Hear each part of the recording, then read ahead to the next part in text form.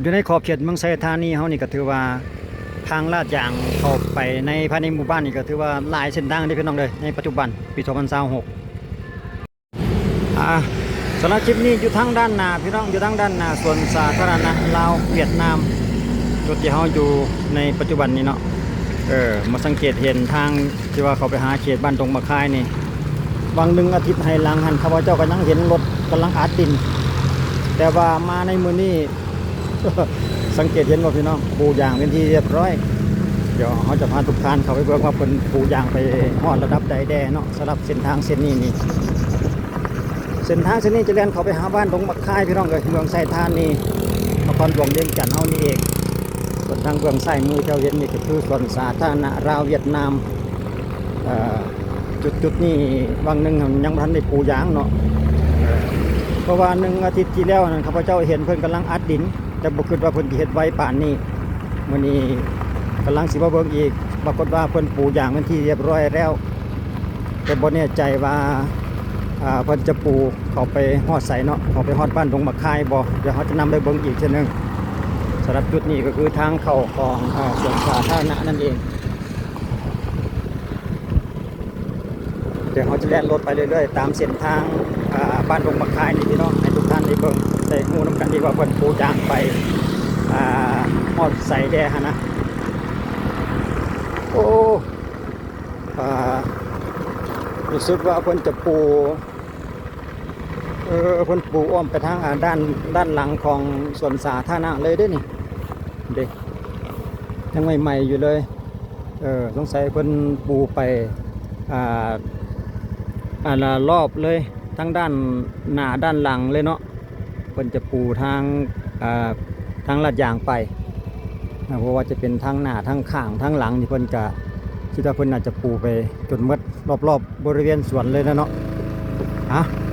เดี๋ยวเราจะเขาจะแล่นตามเส้นทางเส้นนี้เพิ่นคอยเพิ่นปูไม่ไปนี่นะเด็ดได้ไวก็คือว่าพี่น้องเอ้ยทางลาดยางนี่มันเป็นวันเทศได้ไวกว่าทางเทไปต้งอีหลีคำว่าสะดวกนี่เพิ่นก็ระยะทาง2-3 ลักนี่เทมือเดียวแล้วนะโอ้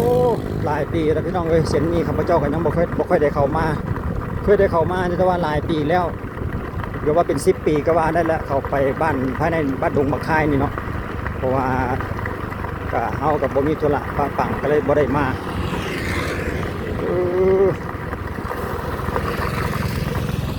นี่เบิ่งจุดนี้ก่อนนี่ดิ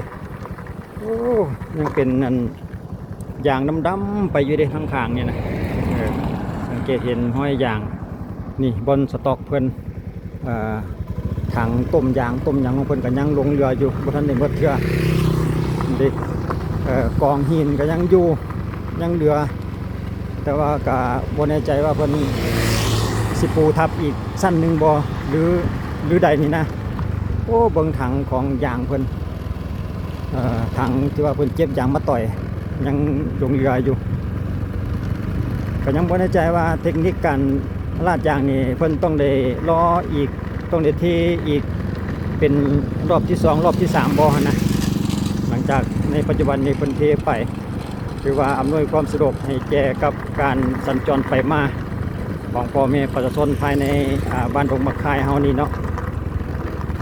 นี่โอ้ยดำนี่อย่างเทไปไม่ไหม้เลยสุดยอดหลายพี่น้องเลยเดี๋ยวเราจะนำไปเบิ่งว่าเพิ่นจะเทไปฮอดใส่โอ้เมื่อก่อนนี่มีแต่ปลาได้พี่น้องเลยข้าพเจ้ามาหลายปีก็ว่าเป็น10 ปีก็ว่าได้เนาะปัจจุบันมีแปลนใส่เบิดเพิ่นรุดเพิ่นทางออกให้มันห่างจากเส้นทางนี่แต่ว่ามีความปลอดภัยสังเกตเห็นแต่ยังบ่ทันมีแต่ไฟเยื้องทาง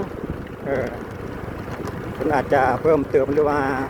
เฮ็ดตามหลังก็เป็นไปได้เนาะเพราะว่าเพิ่นกำลังสร้างเททางลาดยางใหม่ๆสำหรับจุดนี้เนาะก่อนที่จะเข้าบ้านดงมะคายนั่นเอง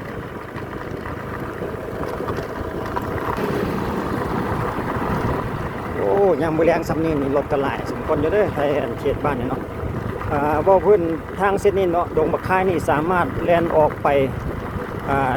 ปหาสนามกีฬาเนาะหรือว่าหลัก16 ทางเส้นนี้นะสามารถแล่นออกไปทาง13สายใต้ได้มาซ้ำต่อไปแล่นไปตามเส้นทางนี้เรื่อยๆแล้วพี่น้องเอ้ยแล่นไปตามเส้นทางเรื่อยๆก็จะออกไปสอดหลัก16เนาะสนามกีฬาโอ้คิดว่าโตคนเทมาใหม่นี่รู้สึกว่าจะมาถึงจุดนี้พี่น้องเอ้ยมาถึงจุดที่ว่าทางเขาบ้านดงมะคายนี่เองเพราะว่าภายในบ้านดงมะคายนี่เป็นเทมาก่อนแล้วเนาะเป็นทางอย่างมาก่อนแล้วแสดงว่าเป็นมาเทเพิ่มเติมจุดที่เหลือคือจากทางส่วนสาธารณะแล้วก็ออกมาหาบ้านดงมะคายนี่ซื้อๆเนาะส่วนภายในบ้านดงมะคายนี่เป็นกระเทไปเป็นที่เรียบร้อยแล้ว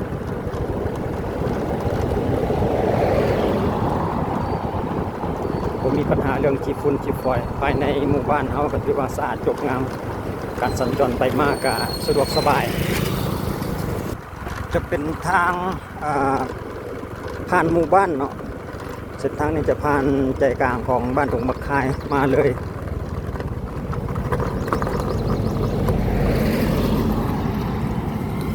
โอ้เบิกป้ายแบบนี้น้องเลยดีนี่ป้ายโรงเรียนเพิ่นเนาะโรงเรียนปฐมสมบูรณ์ดงมะคายสลับเดินโรงเรียนป้ายโรงเรียนเพิ่นเขตชุมชนภายในหมู่บ้านเพิ่นกับมีขายเครื่องขายของกันเนาะริมทางสำหรับเส้นทางแล้วก็ยังเหลือแต่เกี่ยวกับเส้นจราจรเนาะท่านได้เห็นเส้นจราจรเดี๋ยวเขาจะเลี้ยนไปเรื่อยๆจนสุดหมู่บ้านเนาะว่าทางลาดยางเพิ่นจะไปฮอดใส่เพราะว่าข้าพเจ้าเองกันหลายปีแล้วบ่ได้มาทางเส้นนี้อาจจะรู้สึกว่าจะสุดหมู่บ้านอยู่จุดนี้เองก็สุดหมู่บ้านแล้วก็สุดทางลาดยางเลยพี่น้องเลยต่อไปก็เป็นทางแดงทางยางมด ทางลาดยางมันมดแล้วยังเหลือแต่ทางลูกรังบาดนี่นะ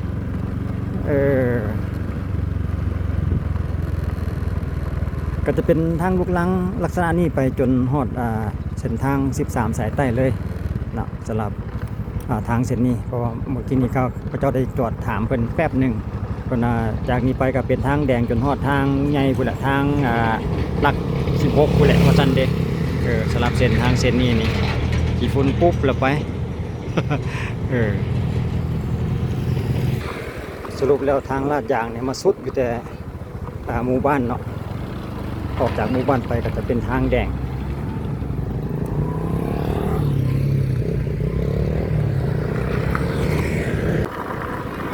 เฮาเดินรอบเบื้องนี้ให้เบื้องอีกทีหนึ่งแต่ในด้านข้างของสวนสาธารณะนี่แหละเนาะ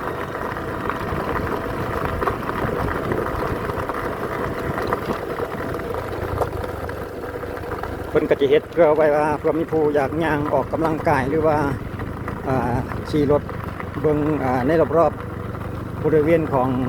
สวนสาธารณะนี่แหละเนาะเพราะว่าเพิ่นเทผู้ย่างมาสวยงามเลยเรียบร้อยเด็กจะแล่นออกมาสอดกันกับจุดนี้เนาะเลี้ยวซ้ายกับไปบ้านดงมะคายเลี้ยวขวาออกไปหาเส้นทางใหญ่เส้นทางเลข10นั่นเอง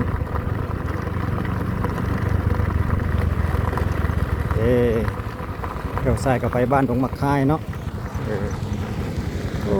บรรยากาศตอนแรกพี่น้องสู่แสงตะเวนตะเวนกำลังจะลงมาถึงเวลานี้คลิปวิดีโอเขาก็จบเพียงเท่านี้พี่น้องสำหรับการอัปเดตเส้นทางในปัจจุบันช่วงระหว่างกลางท้ายเดือนกุมภาปี 2026ให้ทุกท่านได้รับฟังและรับชมน้ำกันพี่น้องสำหรับการอัปเดตเส้นทางในปัจจุบันสำหรับคลิปนี้ขอบคุณขอบใจท่านนึงไว้เจอกันในคลิปต่อไปสำหรับคลิปนี้สบายดี